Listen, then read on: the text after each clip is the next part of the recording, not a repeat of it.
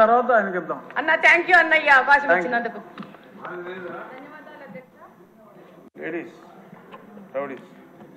ధన్యవాదాలు అధ్యక్ష.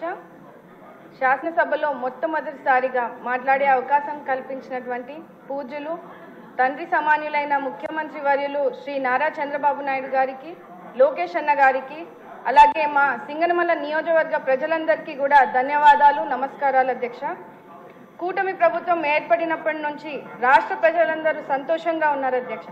ఎందుకంటే ఎన్నడూ లేని విధంగా 2.94 లక్షల కోట్ల బడ్జెట్ను అన్ని వర్గాల ప్రజలకు కేటాయించడం పట్ల ప్రజలందరూ హర్షం వ్యక్తం చేస్తున్నారు.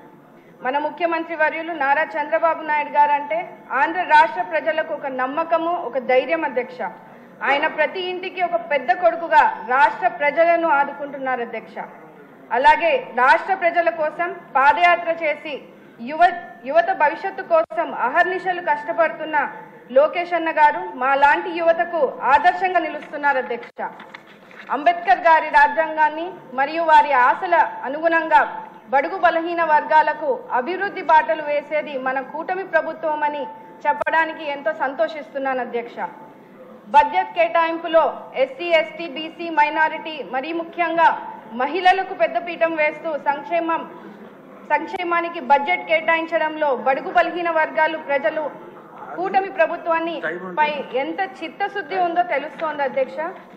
విద్యారంగాన్ని బలోపేతం చేయడం ద్వారా భావితరాల బంగారు భవిష్యత్తుకు బాటలు వేయచ్చనే ఉద్దేశంతో పాఠశాల విద్యకు అలాగే ఉన్నత విద్యకు కూడా బడ్జెట్ కేటాయించడం పట్ల రాష్ట్ర విద్యార్థుల తరఫున ఆర్థిక మంత్రి వర్యులు పయాల్ కేశవ్ గారికి మరియు విద్యాశాఖ మంత్రి వర్యులు లోకేష్ గారికి ధన్యవాదాలు తెలియజేస్తున్నాను అధ్యక్ష.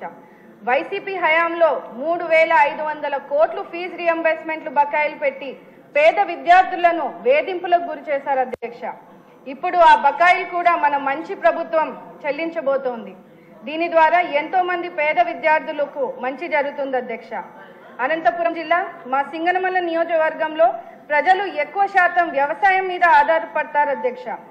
దశాబ్దాల కాలం నుంచి నియోజకవర్గంలో త్రాగునీరు, సాగునీరు సమస్య ఎక్కువగా ఉంది అధ్యక్ష. ముఖ్యంగా గండికోట నుంచి పుట్లూరు వయా సుబ్రాయన్ సాగర్ ఎత్తిపోతల పథకం ద్వారా గండికోట నుంచి సుబ్రాయన్ సాగర్ వరకు డిపిఆర్ తయారుగా ఉంది అధ్యక్ష. అది ప్రస్తుతం ఆర్థిక శాఖ క్లియరెన్స్ లో ఉన్నది. ఈ పథకం వలన దాదాపు 35,000 ఎకరాలకు సాగు చేసుకునే అవకాశం ఉంటుంది అధ్యక్ష.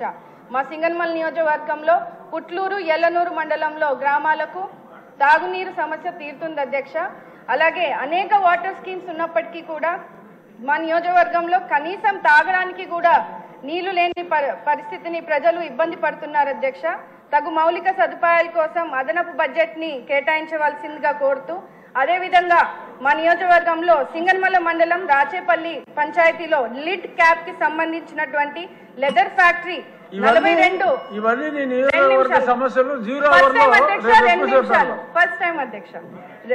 42 ఎకరాల్లో ఉంది అధ్యక్ష. కానీ నిధులు కేటాయించలేక ఆ ఫ్యాక్టరీ గత ప్రభుత్వం మూసివేయడం జరిగింది. ఆ ఫ్యాక్టరీని తిరిగి ప్రారంభిస్తే సుమారు 3,000 ఎస్సీ కుటుంబాలకు ఉపాధి కలుగుతుంది అధ్యక్ష. కావున ఫ్యాక్టరీపై దృష్టి సారించి నిధులు కేటాయించవలసిందిగా కోరుతూ, అదేవిధంగా BC, SC schools and hostels కు సరైన మౌలిక సదుపాయాలు లేవు అధ్యక్ష.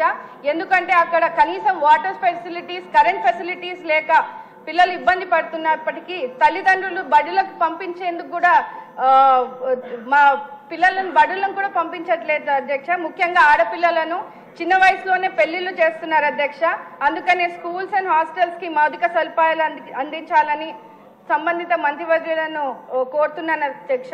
గత ప్రభుత్వం బడుగు బలహీన వర్గాలకు అడుగడుగున అన్యాయం చేస్తుంది అధ్యక్ష. ముఖ్యంగా ఎస్సీ సబ్ ప్లాన్ నిధులను దారి మళ్లించి 40,000 కోట్ల రూపాయలను దారి మళ్లించి తీవ్ర అన్యాయం చేశారు అధ్యక్ష. అదేవిధంగా ఎస్సీ వెల్ఫేర్ పథకాలు రద్దు చేసి వాటిని పునరుద్ధరించాలని, సంక్షేమాన్ని అభివృద్ధి బాటలో పట్టించాలని ఈ సభా వేదికగా కోరుతున్నాను అధ్యక్ష. ఇప్పటికే కొన్ని పథకాలను పునరుద్ధరించారు.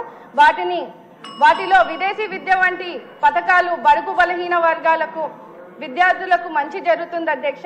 ఈ విద్యార్థుల ఉన్నతి కోసం కూటమి ప్రభుత్వం కృషి చేయడం ఎంతో సంతోషిస్తున్నాం అధ్యక్ష.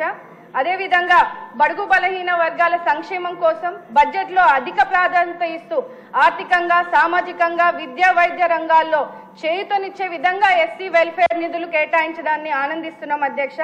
ఎన్ని అవాంతరాలు ఎదురైనా వెనుతిరగకుండా ముందుకు సాగుతున్నటువంటి లక్ష్యంగా బడ్జెట్ ను రూపొందించారు.